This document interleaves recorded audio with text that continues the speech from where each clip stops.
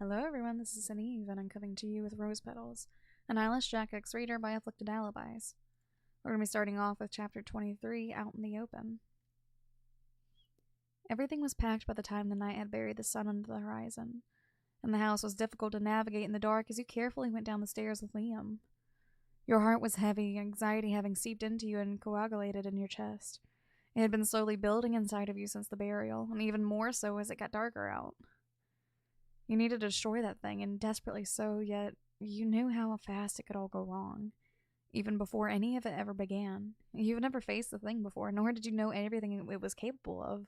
It was unearthly, some parts of it beyond your comprehension, and that meant that anything could happen, and that you would never be prepared for. Liam had hardly said a word since the burial himself, and you didn't like it, or the way he refused to open up when you asked him about it. It made you wonder if you should have ever said anything at all. Trying to shake off the thoughts, you and Liam went straight for the last step to the front door, where Jeff and Jack were waiting. Like you and Liam, they were carrying their own bags full of stuff. "Fucking finally," Jeff muttered as he turned to the door and opened it. "Aged 10 years just waiting for your lazy asses." In response to that, Jack gave him a hearty shove out the door.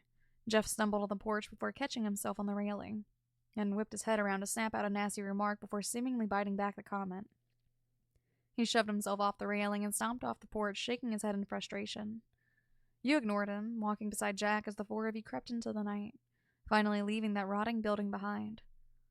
Bright lights flooded from the surrounding buildings and streetlights, serving as guidelines for the route to the forest in the dark. And the only thing you had to listen to were 4 pairs of footsteps, as not even the bugs were playing their nightly tune. Looking at Jack, you thought back to what he had said earlier about not having any more kidneys in supply. This meant that, somewhere in the process of winding through the labyrinth of a city toward the nearby forest, you would all have to stop and find something for him to eat. He would have been no good battling the faceless being if he had to fight the starving thing inside of him as well. Your gaze then moved past your boyfriend, landing on Jeff. Earlier that evening, you had suspected that maybe he was planning on betraying the three of you. You were only able to calm the concern when you remembered that the faceless thing wanted him dead, for whatever reason that was, and realized that he would have nothing to gain from screwing everything up. The next while was spent sticking to the shadows and avoiding the line of sight of people walking the streets and cars driving by. After what felt like a few hours, Liam was beginning to complain about his feet hurting, and you could only quiet him by telling him that it wasn't much longer until you would all stop. This turned out to be true, as the buildings were slowly beginning to sparse out into more rural territory. The four of you trekked down a dirt road for a little longer before veering off into grass, which stood up to your knees, and made your way toward a farmhouse sitting in an open field. Moonlight shone off the tall grass as the four of you waded through it, the blades shimmering in waves as the wind blew against them. Around the house was a vast expanse of fences, to which held what you could only decipher to be cows. Beyond the farmhouse and the fences and the field, way off in the distance, was the looming silhouette of the forest. Seeing the trees alone was enough to make you shiver, though you tried to pass it off as yourself as being the fault of the cool breeze, and moved a little closer to Jack as he pressed on through the grass. None of the lights were on in the farmhouse, though that didn't make you any less careful. You looked down at Liam, knowing he was going to hate what was happening next. As the four of you came up to the side of the house, Jeff carefully peered inside one of the windows and then began to pick at it with his knife when he presumably spotted no activity. As he worked on unlatching the window, Jack turned to you and took hold of one of your hands, giving it a gentle squeeze, as if silently asking about your current state. "I'm okay," you said in a whisper, squeezing back. He gave a single nod, but didn't let go of your hand until after Jeff had shoved open the window and crawled inside. The three of you went in after him. You blinked rapidly once you were inside, and as even with this moonlight pouring through the new open window, your eyes were struggling to adjust to the darkness. "You're sure you can do this by yourself?" Jack asked Jeff, who had insisted before you all left the hideout that he do the harvesting himself. Jeff shot the other man an aggravated look over his shoulder before seemingly remembering Jack couldn't see it. "Of course I'm fucking sure," he hissed back quietly. "Take care of unpacking this shit," he then said, and began to creep off deeper into the farmhouse. Moving you and Liam a little further away from the cold wind billowing through the window, you and him began to set down your stuff on the floor, Jack following suit. As you did so, you tried to swallow the lump in your throat, as well as the worries that you were somehow going to be spotted by the people who lived there before Jeff could get them. You watched as Jack slipped the paper containing all the information about Mixtures 15, and handed it to you. You sighed, fighting against your nerves and the urge to tail it out of that building and away from everything so you didn't have to face any of this, and began the double check for the 4th time that day that everything needed was there. Rosemary, white snake root, dog teeth, legs of a wolf spider, brain matter from a servant, human saliva, human hair, and lemon verbena. Yep, we've got it all, he managed out in confirmation. He proceeded to read through the rest of the information. Most of it was instructions, and the rest of it was detailing the effects of the mixture. Upon insertion in the bloodstream, be it by open wounds or any other means, it will take an average of a minute before the solution takes effect. The one who contributes their own substances will then be able to manipulate to their own desires, until the effects inevitably wear off in an estimated time of an hour. It should be known that there is yet no understanding as to whether the old one is aware of what happens while under the effects, or is capable of resisting it. If used incorrectly, the consequences for those who apply the effect are always agonizingly fatal. Why do these things always have to be so vague, you wondered, before glancing at Jack to see he had everything out and ready to begin. And such, the both of you carefully read through the instructions and began to create the solution. As you did, Liam got up and began to wander the room, observing what he felt like, before eventually meandering over to the window and staring out of it in complete boredom. So long as he was staying close by and being quiet, you minded none what he did. Once the mixture was completed, Jack suddenly brought up, "Jeff hasn't come back." You let out a sigh, knowing that meant something wasn't right, and you tried not to run through too many bad scenarios of what might have been happening in your head as you rose from the floor onto your feet. "I'll go see what's going on." Jack reached out and took your hand, stopping you. "Let me go." You glanced at Liam and then shook your head. "I'd feel safer if you were with him in case something happens," you told him. Jack, at least, would be able to remain more composed in a frantic situation and was more capable of actually defending your brother. The eyeless man was still for a moment and then nodded, letting his hand slide off of yours. Quietly, you were snuck through the darkness of the house, searching for the killer. All was silent save for the soft thuds of your footsteps on the wooden floor beneath you.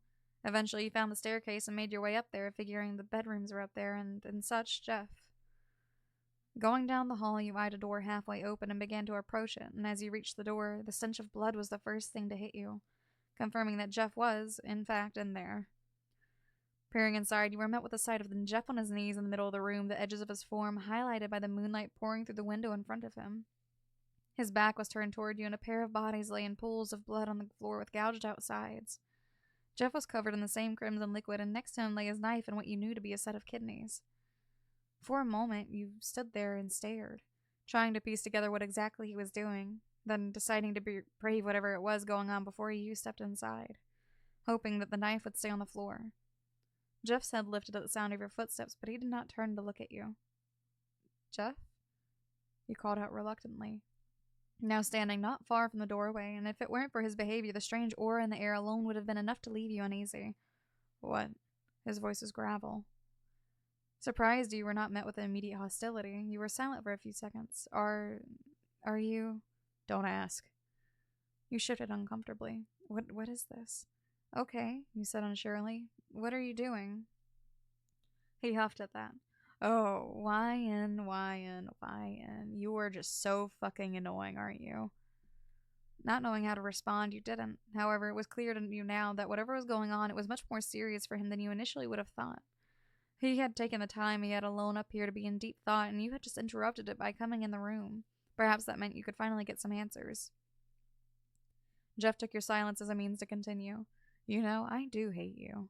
I really do. No surprises there. You've been in the pain in the ass for me ever since you first ran into Jack. This whole thing could have been done so much more smoothly had you not arrived and fucked everything up." He chuckled, seemingly to himself. "I wouldn't have lost everything and wouldn't have needed to go on the damn run like we did. Hell, we probably would have already had that damn thing dead." "Jeff?" You hesitated, hand suddenly clammy. "Why does it want to kill you?" The man's head lowered, and for a long, long moment your only answer was tense silence. "I've made some mistakes in my past years. Let's just say that not all of its proxies have been mindless, rotten corpses. Let's just say that those are very hard for that thing to acquire, and that those are quite the damn value to that faceless fuck. Let's just say that I took something quite valuable from it." Jeff rose to his feet, and finally he turned around fully to look at you. His face was unreadable. "And you know what? I can hear it in your voice," he suddenly said. You're in a lot of pain and grief, Wyan, and you're very, very scared. Saw it in your eyes when you killed your parents.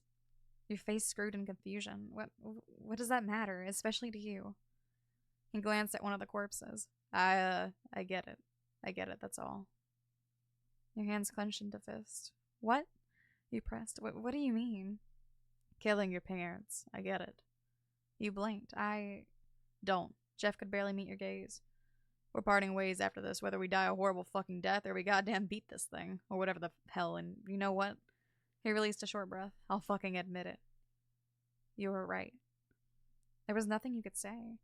I can't do this shit alone. I need a Jack. He scoffed, shaking his head. It's goddamn pathetic. I got used to his company. I didn't want it jeopardized. I didn't want it taken from me. I didn't know what I was going to do with that thing when I deal with it. I didn't want to separate from him. He stared at him, eyes almost as wide as his lidless ones. But now things are different. Very, very fucking different, he said, now looking directly at you.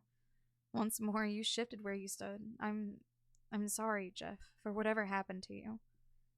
Jeff bent over, taking up his knife and the 2 kidneys from the ground, and he wiped the blood off the blade onto his pants as he spoke. Save your damn sorry for someone who gives a shit. He replied flatly, sheathing his knife. I'm not telling you any of this for pity or some other stupid shit.